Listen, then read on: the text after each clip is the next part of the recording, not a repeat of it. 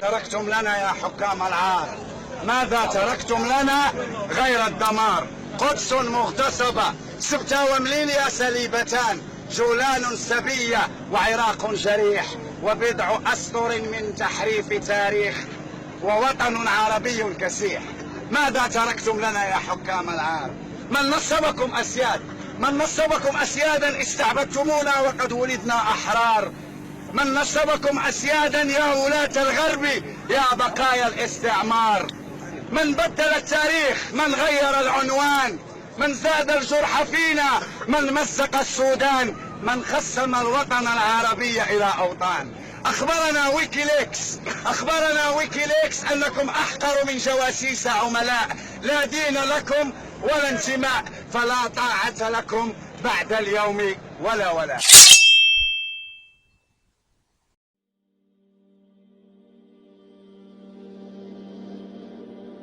Bismillahirrahmanirrahim. Assalamu alaikum wa rahmatullahi wa barakatuh. Ladies and gentlemen, it is my absolute pleasure to introduce you to the Black Banners podcast. This is episode 4, and today we are exploring the story of Abdelkader al-Jazairi, a young Algerian fattist who rose and faced one of the mightiest French militaries and some of the most talented Napoleonic French generals. Now, if you are a Western Muslim or you generally belong to a diaspora Muslim community away from Muslim lands, you probably don't know who Abdelkader al-Jazairi is. You're probably scratching your head wondering, why have I never heard about him? And that is because the only thing you're taught in school is about the French Empire, the British Empire, the Spanish Empire. You are never taught about the men who faced these empires. And one of the greatest of all time to do it was Abdelkader al-Jazairi. The New York Times called Abdelkader al-Jazairi one of the few great men of his time. There's a settlement in Iowa named El Qadir after Abdelkader al-Jazairi, and there's also a museum in the United States dedicated to Abdelkader. He's often compared by Americans to George Washington, mainly early Americans, as America's culture has slightly changed, especially after World War II. Anyways, there were British and Irish racehorses named after Abdelkader al-Jazairi, and in fact they won 2 years in a row. Yes, they were Arabian racehorses. Subhanallah. Who was Abdelkader al-Jazairi, and why do Westerners respect him so much? They're naming everything after him. They're dedicating museums to him. Why do they respect him? You're going to find out very soon. In 1808, Abdelkader al-Jazairi was born in the village of El-Guttana in Algeria. He was raised a very Islamic childhood. His father was a sheikh, and you're actually going to start to see a lot of similarities between him and Umar al-Mukhtar, whose father was also a sheikh. He memorized the Quran at the age of 11, just like Umar al-Mukhtar, and he actually learned how to read and write at the age of 5 thanks to his mother, Zahra, who was also a scholarly figure among the locals. He began his quest for knowledge in 1822 at the age of 14. He began traveling around Algeria and learning about the deen, and he actually began giving his own spiritual talks and lectures around Algeria at around the same time. Subhanallah, such a young man, but so grounded and so educated about his deen. I wonder where this will lead him in the future. In 1825, he went on Hajj with his father, and he made many stops in different Islamic sites, the most significant of which being in Egypt, when he saw firsthand the reforms of Muhammad Ali Pasha, and this inspired him, and he wanted to bring this back to Algeria. Remember, at this point, he's around 16 to 17. This is before any sort of aggressions between Algerians and the French, and Abdelkader al-Jazairi really had no experience in politics yet. But that would change very soon at 20 years old. Abdelkader al-Jazairi saw for the very first time colonial aggression. The French were threatening Algeria, and this led to a blockade of Algiers, and allegedly this all started from an argument between the ruler of the Beylik of Algiers and a few French generals. The blockade in 1830 led to the ruler of Algiers just giving in. He knew he couldn't put up a finger against the French, which he actually could have. But he decided to completely give in, and the French took over Algiers and its reserves by the 5th of June, 1830.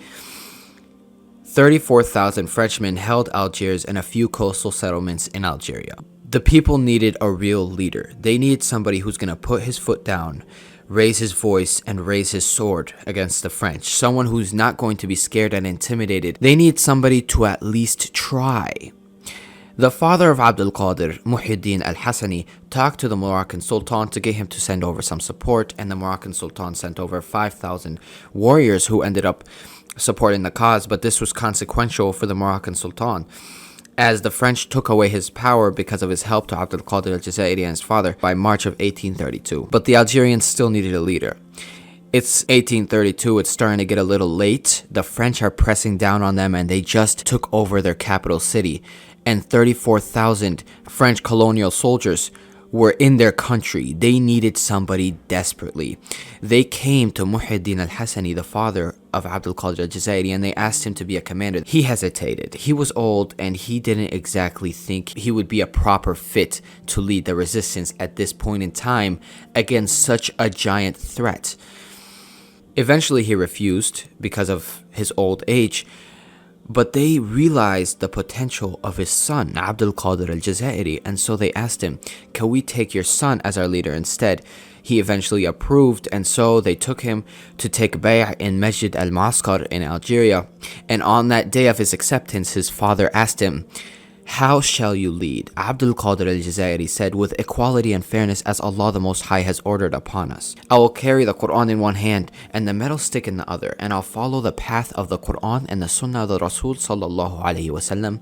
And on November 25th, 1832, at the age of 24, Abdelkader al-Jazairi became the Emir of the Jazair, and he took power in the northwest region of Algeria. The counterattack would be soon, but first, Abdelkader al-Jazairi had to lay down the foundation for its administration. He founded an army and his administration began collecting taxes and working on public projects, which started stimulating economic growth in Algeria. He established a currency called Muhammadiyya.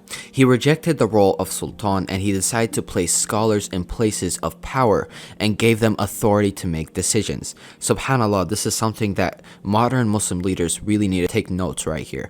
They don't take the opinions of Muslim scholars, especially in Egypt, where they are thrown in jail. Muslim scholars are given zero respect. They have zero decisions in politics. One of Abdelkader al-Jazairi's biggest priorities was maintaining the Islamic rulership and integrity of his nation, something that I can't exactly say the same for modern Islamic nations, quote unquote. He lived inside a tent. He rejected fortresses and palaces, and he wanted to use this as an example for his people. He was well known for employing people of all religions in his courts and his offices and his administration. He founded his capital in Moscow, Algeria, but it occasionally moved. And so Abdelkader al-Jazairi was ready. He began fortifying his interior territory to keep it safe away from the French, and he began opening warehouses and workshops and stocking arsenals deep within his territory away from French influence. He greatly began developing education amongst his people, and he knew this was important. This investment in education ended up boosting their passion for freedom and personal sovereignty. The Europeans initiated combat not with guns, but with missionaries. They penetrated societies with ideological warfare to break down the people and divide them and make them susceptible to an invasion. And Abdelkader al-Jazairi knew this, and he understood that an uneducated population would be extremely easy to divide and destroy. And so he began focusing a lot of his time on developing Algeria's education. He taxed equally and he suppressed threats from unruly tribes, which allowed the peace to continue within his territory. He created a guide for how to treat prisoners of war. He granted prisoners the right to complain against bad treatment, and he held his people and soldiers accountable for maltreatment against prisoners of war. Subhanallah. This is something that his French counterparts would marvel at. You allow the prisoners of war to complain and you give them human rights? His French counterparts were aggressive, and they began their march on Algerian villages. Abdelkader al-Jazairi was ready. He cut them off from the mountains and he destroyed them. They didn't think there was going to be paramount resistance, and yet Abdelkader al-Jazairi completely flipped them. And on their very first encounter with Abdelkader al-Jazairi's men, they suffered a complete blunder and were forced to change generals. By the way, this is not the first time they would have to switch out generals. And so they installed a new general ahead of the French military, and so this new general tried marching on these villages again, and Abdelkader al-Jazairi stopped him again. It was not as devastating as the first defeat, as they were a little bit more prepared this time. It's just so satisfying to hear that this French military, who were so sure of themselves and proud of themselves, entered and were completely destroyed by no more than 2,000 to 3,000 volunteers. Subhanallah, and that's usually the case. That was the case with Umar al-Mukhtar as well. See, you can see the similarities. A lot of these men live similar lives, like I said. In 1834, Abdelkader al-Jazairi forced the French into a treaty, and this treaty forced them to recognize Abdelkader as the governor of Mascara and ruler over Oran. But the treaty didn't exactly require Abdelkader al-Jazairi to recognize French sovereignty. The French weren't exactly aware of that. And so Abdelkader al-Jazairi began spreading his influence heavily among the tribes, and he successfully took over Mliana and Medea. The French were completely oblivious to this. One French general actually noticed, and he started desperately trying to spread French influence among the tribes, specifically in Abdelkader's regions, and he successfully convinced two tribes to recognize French sovereignty/rule in the region. Abdelkader al-Jazairi responded by relocating these two tribes deeper within his territory. The French didn't like this, and they pulled their troops from Oran, and this caused more tension between Abdelkader al-Jazairi and the French, and this was all happening in close succession. And in late June 1835, Abdelkader al-Jazairi removed his consul from Oran, and he booted the French consul from Mascara, finally breaking relations with the French. Action happened quickly. Fast forward a few days. June 28th, 1835, the French were shaken. They had just taken deadly losses to Abdelkader al-Jazairi's men in the Battle of Sieg a few days earlier. Yes, multiple battles happened in these few days, and they were trudging through the mud towards Ardu, where they would be safe and sound away from Abdelkader's men. Or so they thought. Their march through the mud caused them to be really slow, and they looked like prey to Abdelkader al-Jazairi and his men looking down from them atop the hill, who had been following them for a few days now. And so, out of nowhere, 20,000 Arab and Amazigh cavalry came out from around the hill. Abdelkader al-Jazairi had been preparing this for a while, and they flanked the French. 500 of the 5,000 Frenchmen present in the marches died, while the rest scurried up towards the encampment. The skulls of the 500 dead were made into pyramids by the men of Abdelkader al-Jazairi. This caused the French to recall yet another general. On May 30th, 1837, Abdelkader al-Jazairi's men had caused the French way too many setbacks, and so he forced them into another treaty, the Treaty of Tefna, and in this treaty they made sure that Abdelkader al-Jazairi was forced to recognize their sovereignty. But this time, multiple French provinces were handed back to Abdelkader al-Jazairi, and so he used this as an opportunity to restart spreading his influence. He began his campaign south in the Sahara. He wanted to create a bigger connection with Morocco. He besieged Ain Mahdi for 6 months and eventually captured it and its people, defeating his rival El Tijani. And now Abdelkader al-Jazairi controlled most of northwestern Algeria, bordering with Morocco deep into the south, controlling parts of the Sahara and leaving out ports that the French controlled in the north. On October 15th, 1839, the French completely ignored the terms of the treaty and crossed the Iron Gates, invading a village. Abdelkader responded quickly. He took this as a violation of his territory and surprised the French, completely crushing them and forcing a retreat. And then he followed the French and destroyed a French settlement in the Mitiga plain. This caused the French to officially declare war on Abdelkader al-Jazairi on November 18, 1839. They didn't want to keep lagging and signing treaties with Abdelkader al-Jazairi. They just wanted him captured at any cost. And so they sent in Bugeaud, who, by the way, he was the man who signed the treaty. And so this gave Abdelkader al-Jazairi some sort of enthusiasm, but this was quickly crushed. Bugeaud, when he came to sign the treaty, he came with a different vibe. But in early 1841, when Bugeaud landed in Algeria, he did not come with the same vibe. He was not here to make peace at any cost. Before, the French objective was make peace at all cost. Their objective changed to take in Abdelkader and bring him back to France at any cost. They even lied to Abdelkader al-Jazairi. They promised to transport him east and allow him to live in a Muslim country if he gave himself in, something that they were not intending to do at all. And so Bugeaud resorted to destroying the Algerian countryside. He was quoted as saying, "I will enter your mountains, I will burn your villages, your harvest, I will cut down your fruit trees."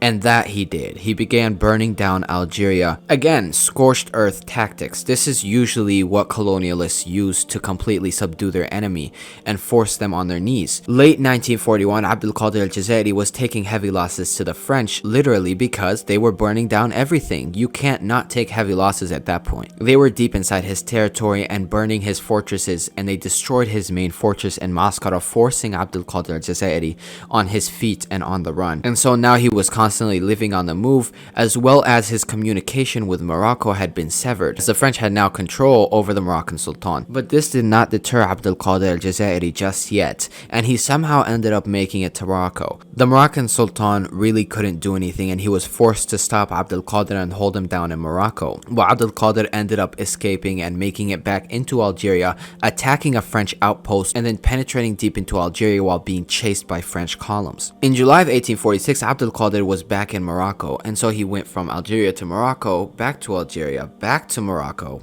And this time he had a very small amount of men. And so he returned to Algeria in 1847. As he didn't want to be a burden to the Moroccan Sultan. And at this point, Abdelkader al-Jazairi was very well known for his chivalrous actions and his honorable treatment of his enemies, especially his counterparts who were not doing the same to him. And so you would expect the French to at least respect him, at least respect your promise to him. And so Abdelkader al-Jazairi turned himself in with the hopes of being transported east to an Islamic country. And the French administration sent him to France to live in Marseille in prison.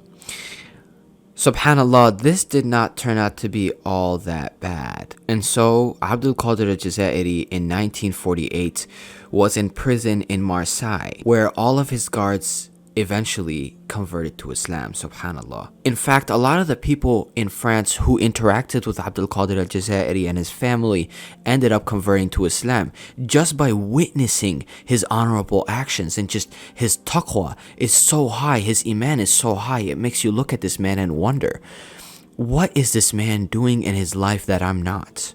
What is different about Abdelkader al-Jazairi? And that is what intrigued people about him, especially in France. In 1849, the people of Bordeaux were so impressed by Abdelkader al-Jazairi's nature that they ended up putting his name on the ballot for the presidential election of France of 1849. In 1842, finally, after much public discontent with his treatment in France, the French government allowed him to move to Bursa. And in 1855, he moved to Damascus, where he wrote a book about the Arabian war horse. But that is not going to be the most significant thing he did in Damascus. In 1860, there was heavy tension between local Druze and Christian populations in Damascus, which actually led to a Druze massacre of the Christians, in which Abdelkader al-Jazairi and his comrades started pushing people inside his home, filling his home with Christians to protect them from the Druze mob who was outside demanding their release. Abdelkader al-Jazairi refused to release these Christians and said it was his duty to protect the weak. This event caused the West to swoon over Abdelkader al-Jazairi. He was credited with saving 10,000 lives, even though I don't know if it was 10,000 people that he put inside his home. I don't know if that's true. But that is what the French credited him with, and this also earned him the French medal Grand Cross of the Légion d'honneur, which is the highest level of French merit and was established by Napoleon in 1803. The French even provided him with a pension and guards, and they tried to obtain him regional power in an Ottoman province, which didn't work out. And so the French clearly want to repair and honor their relationship with Abdelkader al-Jazairi, despite controlling his homeland and subjugating his people to decades of oppression. On May 26, 1883, Abdelkader al-Jazairi laid in his final resting place in Damascus, Syria, a man who was well respected by Muslims and non-Muslims alike, a legendary tactician and a gentle leader. And there was actually a quote by a French marshal about Abdelkader al-Jazairi that says, "There are currently in this world only 3 men to which we can legitimately grant the title of greatness, and all 3 belong to the religion of Islam." And all 3 were mentioned in the podcast, by the way. That's not part of the quote, but all 3 of these men were mentioned at one point. Abdelkader al-Jazairi, Muhammad Ali Pasha of Egypt, and Imam Shamil of Dagestan and the North Caucasus. Subhanallah. Abdelkader al-Jazairi joins the ranks of some absolute lions of Muslim history and modern Muslim history as well, something that Muslims tend to forget about. The past 200 years seem to fade away from Muslims' history. But we have a lot of heroes in the past 200 years, people who fought for themselves when nobody else in the world would. May Allah bless Abdelkader al-Jazairi May Allah bless anybody else who was involved in the resistance against the French. And I think that's going to wrap it up for the 4th episode of the Black Banners podcast. I hope you have a great morning, noon, afternoon, night, whatever it is for you. And assalamu alaikum wa rahmatullahi wa barakatuh.